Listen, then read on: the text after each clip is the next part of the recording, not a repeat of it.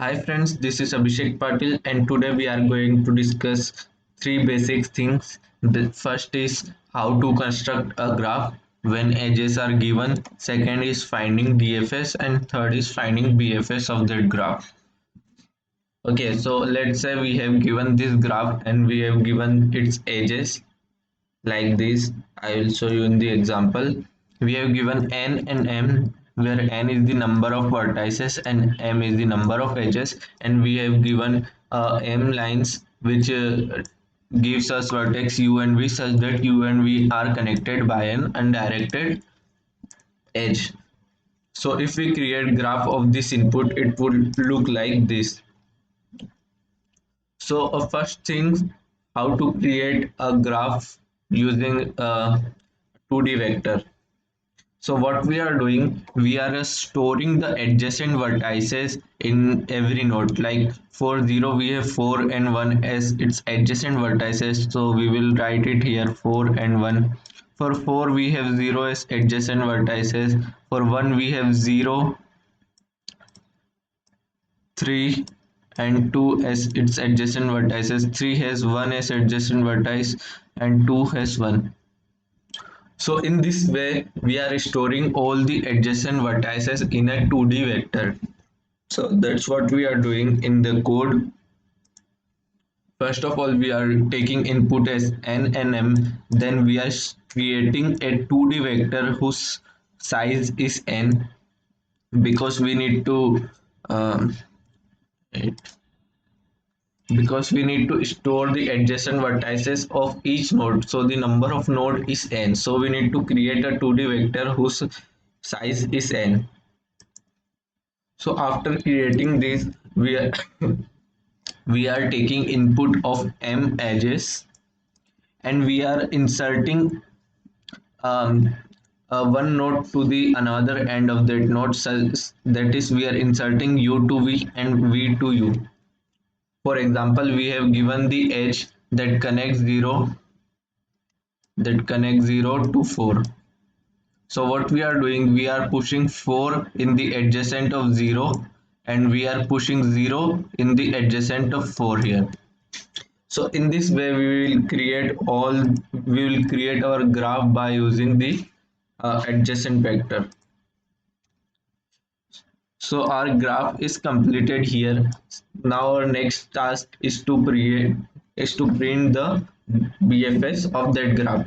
So what BFS is? BFS is breadth first search, which means first we need to print the first level nodes, then we need to print the second level nodes, then we need to print the third level nodes. So what does it means? We need to print 0, then 4, then 1, then 3, then 2. And one more thing, you can print 4 and 1 in any order because they are at the same level, and you can print 3 and 2 also in the any order because they are also at the same level. And 0 is level, we can say 0 or 1. These are at level 2 and these are at level 3. So in this way we need to print the uh, node values. So what we can do, we can create a queue. And what a queue is, the main principle of queue is whatever comes first will go out first. So if we insert 0 in our queue, let's say we have inserted 0 here, 0 has come here, and this is the out point of our queue. So we have inserted 0 here. Now when we pop out 0 from here, and we have, let's say we have created an answer vector where we are storing all the values that we have inserted. So first of all we have inserted 0, then we are popping out 0 because there is nothing left in the queue.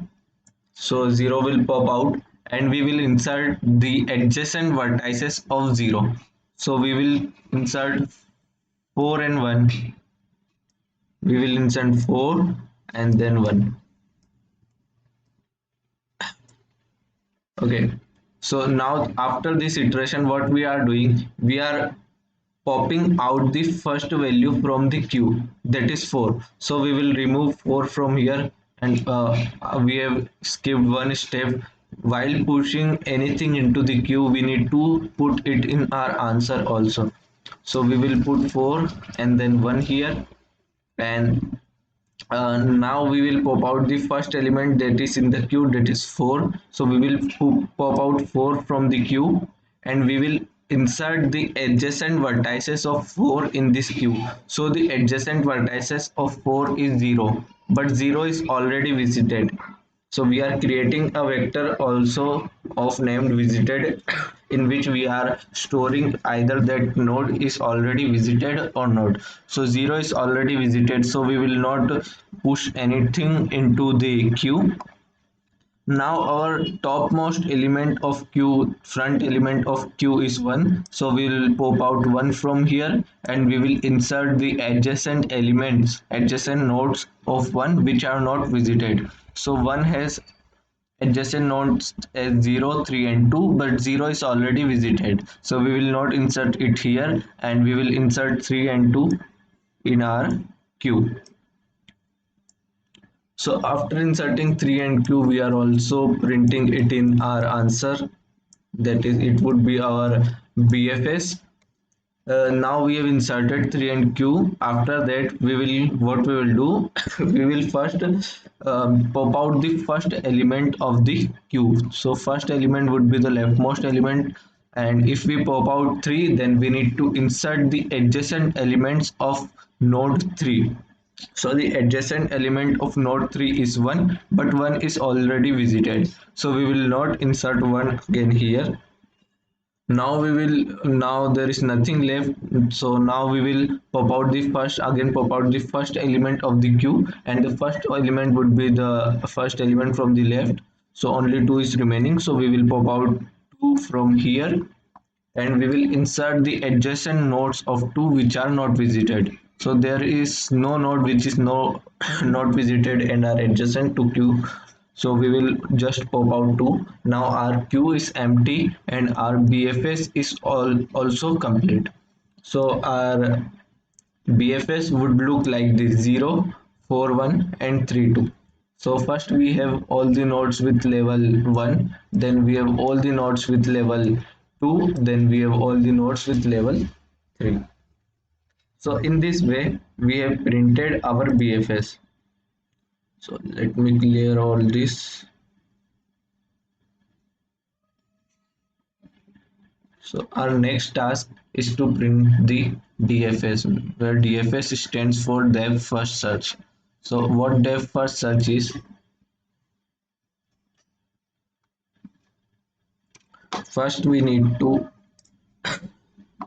first we In the previous task, what we have done, we have first printed the uh, breadth first, that is the all the adjacent nodes at the same level. But in this task, what we have to do, we have to first go into the depth, print all the nodes that comes in our way, then come back to the parent, and then after completing this subgraph, we need to go to the next edge and print all the element that comes in its way. So first we are at 0, then we will go to 4, then there is no node which is the children of 4, so we will come back to 0, and then we will go to 1, then we will go to more depth, that is we will go to 3. Now there is no node below 3, so we will come back to 1, and now we will go to 2, and there is no node below 2, so we will come back again to 1. Now we have traversed all the childrens of 1, so we will go back to its parent, so we will go back to 0, and once we have completed all the children of the root node, then our DFS is completed. So what would be our answer? First of all, we are at 0, so our answer will contain first element as 0. Then we have gone to 4. Then we have come back to 0, but 0 was already visited. Then we will go to 1. After 1 we will go to 3. After 3 we have come back to 1, but 1 is already visited. Then we will go to 2. Then we will come back to 1, and then we will come back to 0. So this would be our DFS of this graph. So in this question, in this question we can do two things. First, we can use a recursive function, and second, we can use a stake.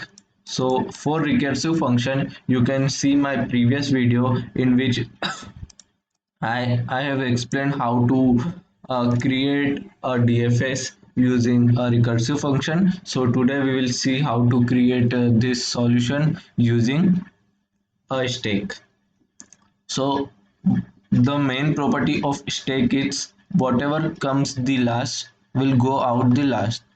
So there is a stake is closed at its bottom.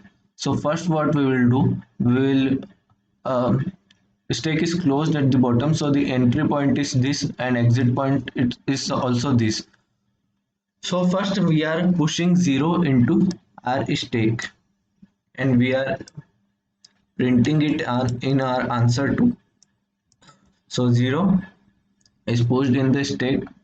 So now what we will do, we will pop out the topmost element of the stake, that is we will pop out 0 from here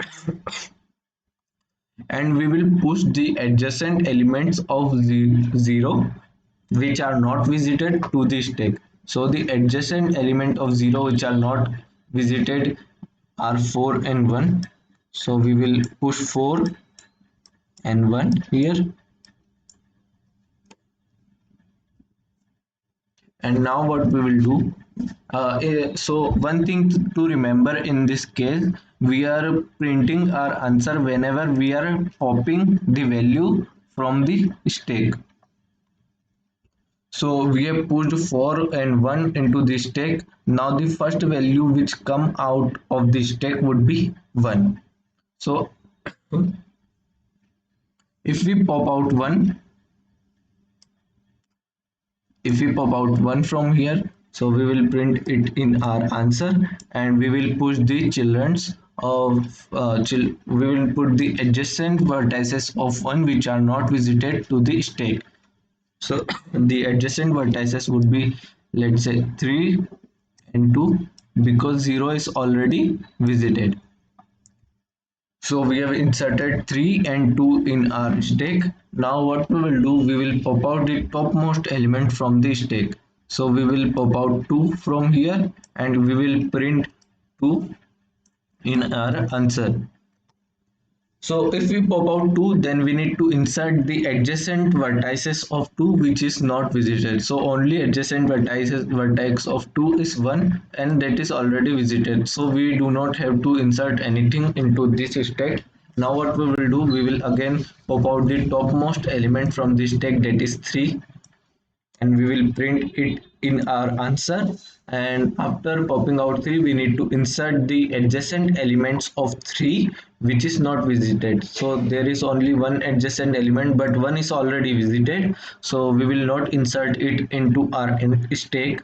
Now we will go to the topmost element of the stake, and you can see the topmost element is 4 which is remaining. So we will pop out 4 from here, and we will print uh, we will pop out 4 from here, and we will print it in our answer. And after that we will push the adjacent element of 4 that are not visited. So there is only one adjacent element, and 0 is already visited, so we will not push anything into the stack. And after the stack is empty, then we are done with our DFS. So this would be our answer to the DFS. So there could be many answers. So this is also a valid DFS, and this is also a valid DFS. So why these two are different?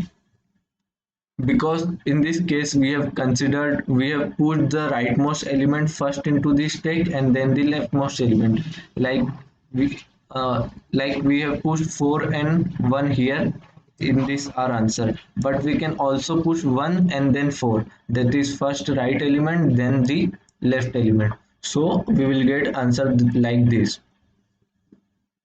So it is of your choice what element you want to insert or insert into the stack first. So all are valid answers. So in this way we are printing our DFS. So let's look at the code. So first BFS, we are using Q in BFS. We are creating a vector of visited which is initialized as false. All the values are initialized as false. So we are creating a queue named BFS, and we are first pushing our root element. In both of the cases our root element is 0. We have considered root element as 0, and we have assigning its visited value is equal to 2, and we are using a while loop until our queue is not empty, and whenever this queue is empty then our while loop will break. So first what we are doing, we are popping out the front element from the queue and we are printing that element, and after that we are popping out that element from the queue. And now what we are doing, we are pushing all the adjacent element of that topmost element, all the adjacent what node of the topmost element which is not visited. And if that node is not visited, then we are pushing that node into our BFS and we are assigning its visited value is equal to true. Similarly we are doing with our DFS. uh, just one difference, we are using stack instead of queue here. So first what we have done, we have initialized our visited vector as false, and then we are pushing our root element to our DFS and assigning its visited value equal to 2, and until our stack is not empty we are iterating through this while loop. And first we are getting the topmost element from the DFS and printing it, and after that we are popping out our topmost element from the stack, and whatever is the topmost element, top element of the stack, we are pushing the adjacent vertices of that element that is not visited. So if it is not visited we are pushing it to our stack and we are assigning its visited value equal to true. So yeah, finally we are printing our DFS and BFS. So yeah, this was the very basic of graph algorithms, in which we have seen how to create a graph using a 2D vector and printing its DFS and BFS. So there are many ways to create graph, like using linked lists, using matrices. So we'll discuss it later. This one is the used most used form of graphs in competitive programming. So yeah, thank you for watching. See you in the next video.